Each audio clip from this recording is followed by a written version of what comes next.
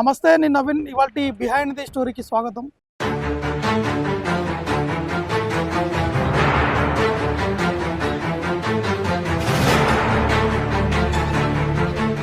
మనం ఎప్పుడు హెడ్లైన్స్ మాత్రమే చూస్తాం, కానీ హెడ్లైన్స్ వెనుకున్నటువంటి స్టోరీ ఇప్పుడు నేను చెప్పబోతున్నాను. ముఖ్యంగా ఢిల్లీ అనేది అందరికీ గుర్తుకొచ్చేది కాలుష్యం. చలి తీవ్రతతో పాటు ఎక్కువగా కాలుష్యం ఉంటుందని చెప్పేసి కూడా చర్చలు జరుగుతున్నాయి. కానీ ఇటీవల కాలంలోనే హెడ్లైన్స్లో AQI 100 ఉండాల్సింది ఇప్పుడు ఢిల్లీలో 400, 500 ఉంటుందని చెప్పేసి కూడా చర్చలు జరుగుతున్నాయి. వాస్తవానికి ప్రజెంట్ ఉన్నటువంటి ఇండియా గేట్ దగ్గర కూడా అదే సిచ్యువేషన్ ఉంది. కానీ ఈ కాలుష్యం వెనుకున్నటువంటి కారకులు ఎవరు, దానిపై ఎవరు కూడా ఎక్కడ కూడా చర్చ జరగట్లేదు. కానీ ముఖ్యంగా ఢిల్లీ ప్రభుత్వం అనేక ప్రయత్నాలు చేస్తున్నప్పటికీ ఈ కాలుష్యంని కంట్రోల్ చేయలేకపోతున్నారు. ముఖ్యంగా 4 అంశాలు ఉన్నాయి ఈ ఢిల్లీ కాలుష్యం సంబంధించినటువంటి అంశాలు 4. ఒకటి, వాహనాల ఎక్కువగా రద్దీ ఉండడము, దాంతోపాటు డీజిల్ వాహనాలు కూడా ఎక్కువగా నడవడము, ఇతర రాష్ట్రాల నుంచి ఢిల్లీకి ఎంటర్ అవుతున్నటువంటి డీజిల్ వాహనాలు, దాంతోపాటు ఆడ్ ఈవెన్ అంటే ఢిల్లీ ప్రభుత్వం ఎప్పుడైనా కానీ కాలుష్యం పెరిగినప్పుడు ఆడ్ ఈవెన్ పద్ధతిని తీసుకొస్తుంది. కానీ అది మాత్రమే అదొక ఆడ్ ఈవెన్ వాహనాలు అనేది ఢిల్లీలో నడుస్తున్నాయి. కానీ ఇంత పెద్దగా పొల్యూషన్ ఉన్నప్పటికీ ఢిల్లీ ప్రభుత్వం దీన్ని కంట్రోల్ చేసేందుకు కొంత విఫలమైంది అనేది మాత్రం మనము స్పష్టంగా చెప్పుకోవచ్చు. ఎందుకంటే అనేక అంశాలు ఉన్నాయి, అనేక రకాలుగా చర్చలు కూడా జరుగుతున్నాయి. పొల్యూషన్ కంట్రోల్ చేయాలంటే తాత్కాలికంగా ఈ వింటర్ సీజనే కాదు, సాధారణంగా ఎప్పుడైనా కానీ ఢిల్లీలో 200 పైగానే పొల్యూషన్ ఉంటుంది.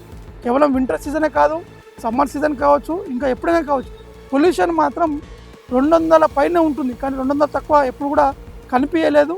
ఈ మధ్యకాలంలో నేను చూసినప్పుడైతే ఎప్పుడు కూడా లేదు.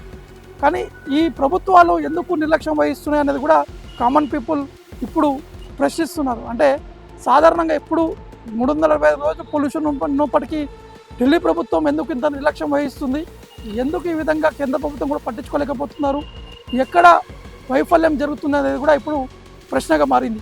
అసలు దీనికి కారణం ఏంటంటే ఢిల్లీలో కన్స్ట్రక్షన్స్ కూడా చాలా వరకు జరుగుతాయి, కానీ వాటన్ని కూడా పర్మిషన్ తీసుకుంటారు. కానీ ఆ పర్మిషన్ ఉన్నప్పుడు కూడా అది నామమాత్రంగానే కన్స్ట్రక్షన్స్ అనేది కూడా కొనసాగుతాయి. ఆ కన్స్ట్రక్షన్ చేపడుతున్నటువంటి సమయంలో ఆ డస్ట్ వల్ల కూడా ఎక్కువగా పొల్యూషన్ కూడా ఏర్పడుతున్నట్టు కూడా మనకి స్పష్టంగా అర్థమవుతుంది. మరోవైపు దీని ప్రత్యామ్నాయం సంబంధించినటువంటి విషయాలు చూసుకుంటే కన్స్ట్రక్షన్ నిర్వహించాలంటే కొంత సమయం కూడా పట్టేటువంటి అవకాశం ఉంటుంది. కానీ ఢిల్లీలో కన్స్ట్రక్షన్ ఏ విధంగా ఉంటుందంటే ఒక ఇల్లు నిర్మించాలంటే కేవలం 3 నెలల్లోనే ఆ పూర్తి స్థాయిలో ఆ ఇంటిని కూడా నిర్మిస్తారు. కాబట్టి దానికి సంబంధించినటువంటి సామాగ్రి కావచ్చు, ఆ డస్ట్ అనేది కూడా త్వరితగతిన పనులు చేస్తారు. కాబట్టి ఆ డస్ట్ కూడా ఎక్కువగా ఆ డస్ట్ వల్ల ఈ యొక్క ఎలర్జీ కూడా వస్తున్నట్టు కూడా మనకి ఢిల్లీలో ఉన్నటువంటి ఆ ప్రజలు కూడా చెప్తున్నారు. మరోవైపు ఇది ఆ చలికి వాతావరణంతో పాటు గాలి సంబంధించినటువంటి విషయాన్ని చూసుకుంటే గాలి ఉంటే ఖచ్చితంగా పొల్యూషన్ అనేది తగ్గుతుంది. కానీ ఢిల్లీలో ఎక్కడ కూడా గాలి అనేది కనిపించదు. ఎందుకంటే చెట్ల పైన మొత్తం ఈ డస్ట్ పేరుకపోవడంతో కాలుష్యం అంతా ఉండడంతో ఆ గాలి వచ్చినప్పుడు కూడా ఆ చెట్లు అనేది ఊగలేనటువంటి సిచ్యువేషన్ ఉంది. కాబట్టి ఈ పొల్యూషన్ కూడా ఇదొక కారణం అనేది కూడా తెలుస్తుంది. మనకు ఇటు AQI అంటే ఎయిర్ క్వాలిటీ ఇండెక్స్, ఈ AQI అనేది ఇతర రాష్ట్రాల్లో చూసుకుంటే ఢిల్లీలో ఈ AQI అనేది దాదాపు 500 దాటిన సందర్భాలు కూడా కనిపించాయి. ఇటీవలే 2-3 రోజుల క్రితం కూడా 490 నుంచి 528 వరకు కూడా ఈ ఎయిర్ క్వాలిటీ ఇండెక్స్ అంటే కాలుష్యం ఎంత తీవ్రత ఉందనేది కూడా మనము స్పష్టంగా తెలుసుకోవచ్చు. అంటే ఈ రూల్స్ ఉన్నాయి, కానీ ఢిల్లీలో అనేక రూల్స్ ప్రభుత్వాలు పెడుతున్నాయి, కానీ ఆ రూల్స్ అమలు అంటే ఇంప్లిమెంటేషన్ చేసే విధానంలో కొంత ఫెయిల్యూర్ అవుతున్నట్టు కూడా మనకి స్పష్టంగా అర్థమవుతుంది. దాంతోపాటు ఇంకా వాహనాలకు సంబంధించినటువంటి విషయాలు కావచ్చు, ఇంకా నిర్మాణం సంబంధించినటువంటి విషయాలు, ఇంకా ఢిల్లీ సంబంధించినటువంటి కాలుష్యానికి మరొక అంశం కూడా కీలకంగా ఉంది. అది ఇతర రాష్ట్రాలు అంటే ఢిల్లీ సరిహద్దులో ఉన్నటువంటి హర్యానా కావచ్చు, పంజాబ్ కావచ్చు, అక్కడ ఉన్నటువంటి రైతులు పంటని అక్కడ ఉన్నటువంటి కొంత తగలబెడుతున్నటువంటి సమయంలో దానికి సంబంధించినటువంటి ఆ పొగ అక్కడ అంతా కూడా ఢిల్లీలో వచ్చి పడుతుంది.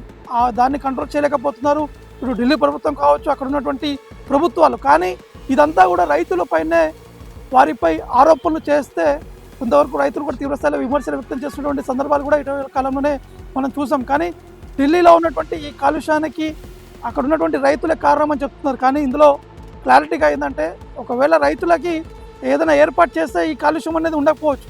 కానీ అది ఆలోచించకుండా రైతులపైన ఈ యొక్క బురద చల్లడం కూడా ప్రభుత్వం కూడా ఒక నిర్లక్ష్యం ఉన్నట్టు కూడా మనకి స్పష్టంగా అర్థమవుతుంది. కాబట్టి ఇందులో 4-5 అంశాలు ఉన్నాయి ఢిల్లీలో కాలుష్యం పెరగడానికి. ఇది కేవలం రాజకీయంగానే వాడుకునేటువంటి పరిస్థితులు నెలకొనే. ఒకవైపు మొన్నటి వరకు ఆ ప్రభుత్వం ఢిల్లీలో ఉంది, కానీ ఇప్పుడు బీజేపీ ప్రభుత్వం ఢిల్లీలో ఉన్నప్పుడు కూడా ఒకరిపై ఒకరు ఆరోపణలు చేయకుండా స్వయంగా పొల్యూషన్ కంట్రోల్ చేసేటువంటి విధంగా కూడా ప్రయత్నం చేయాలని చెప్పేసి ఢిల్లీ ప్రజలు కూడా కోరుతున్నారు. కాబట్టి చూడాల్సి ఉంటుంది రాష్ట్ర ప్రభుత్వంతో పాటు ఢిల్లీ ప్రభుత్వం ఎటువంటి నిర్ణయాలు తీసుకుపోతున్నారు.